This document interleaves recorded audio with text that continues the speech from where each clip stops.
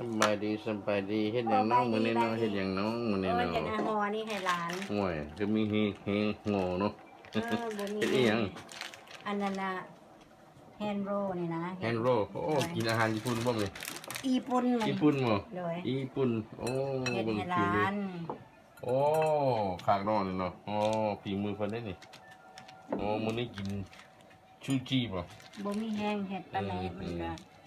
อ่ะตัวงามแหน่ตัวบ่งามแหน่ก็ยามันบ่เป็นหยังหรอกกินอยู่เฮือน ชูจิ อันนี้เฮ็ดแบบปิ้นออกข้างนอก โอ้ อะนะ ปีจากข้างนอกโอ้ห่วยมาจากไปเรียนมาจากญี่ปุ่นบ่นี่ บ่เบิ่งไปกินแล้วนั่งเบิ่งเขาเฮ็ดแล้วก็มาเฮ็ดเรียนเฮ็ด โอ้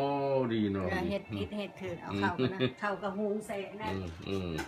ใส่ อ อันน่ะน้ำส้มของมันน่ะนะ rice vinegar อ๋อแม่นบ่ ต้องจงไว้ลูกสาวนี่นะนี่เพราะว่าเพิ่นมักกินกับข้าว เออโอ้มันได้กินชูชีนะชูชี จูจี้มานี่ ชูชีเออ คือสิพ่อเท่านี้แหละได้ดีให้บ่ห่อหลายดอก โอเคพอไรก็กินบ่หมดแค่นั้น กินบ่หมดแล้วมันข้างคืนมันบ่แซ่บมันนี่ บ่แซ่บแล้ว แต่ว่าอันสไปซี่ทูน่านี่ข้างคืนก็แห้งแซ่บ แห้งแซ่บโอ้จังได๋เสียสไปซี่ทุกอย่างเนาะ โดย เส้นดีซอยให้บ่ สไปซี่บ่ก็ได้ อืม อันแท้จริงนี่ก็เฮ็ดเองให้ได้ดีเฮ็ดเลยก็แห้งดีแล้วบัด อืม มันมีบ่อยู่ก็ได้เฮ็ดสู่ลูกสู่หลาน บ่อยู่สิไปไส บางเทื่อจะไปเที่ยวประเทศที่สี่ โอ้ยพอไปเด้ไปพร้อมกัน เอา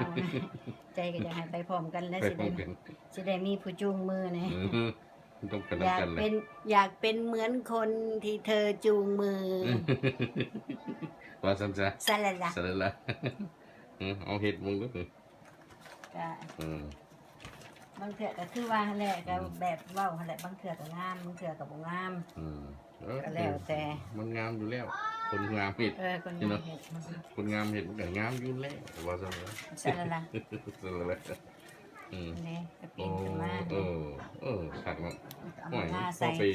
เห็ดอยู่หั่น โอ้ อาย หารญี่ปุ่นได้เลย บ่ขอนะไม่บ่มีแฮงอยากได้อยู่เงินเขาก็ได้เห็นหลายเหตุการณ์บ่มีแฮง มันได้ออกกำลังอยู่ได้นี่ก็ได้ อายิโอโมโตะ อาริกาโตะ อาริโตะซูซูกิยามาฮ่าฮอนด้า ซาลาลา สะละโอ้ อะโวคาโดใส่ของโปรดของปะ โปร เผา ด อัน ขอ นี้ งปะเผาหมักได้เพราะว่ากินอันนี้ดีด้วยนี่มีก็บักกันโคโลราโดเนี่ย โคโลราโดป่ะ โคโลราโดเขาว่ากินมันอันให้เป็นไฮคอเลสเตอรอลลงบอกก็ ลงแล้วขึ้น มันจากแล้วจากลงจากขึ้นมาจนบุรุษคนว่ากินแล้วลง ผมมี โอ้ แห้ ไม่ ง แห้ง ผมมีแห้งขาด โอ้ลูกเนี่ยคนน้ำลายใหญ่อะจำเจียวเนาะกินปลาดิบได้มั้ยพี่น้องโอ้ครับ โอ้ยังบ่มัดนี่บ่ตา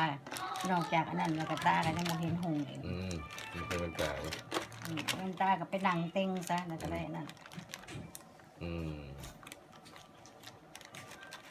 มันนั่นแล้วซอยหมด โดย very good อันนี้ ว้าว ซาลาลา เสร็จแล้วล่ะว่าซะ จังได๋ก็ซอย ใช่โอเค very good พอกันใหม่ต้นซ พ อบ ย กันมาตุ้ยๆเสร็จ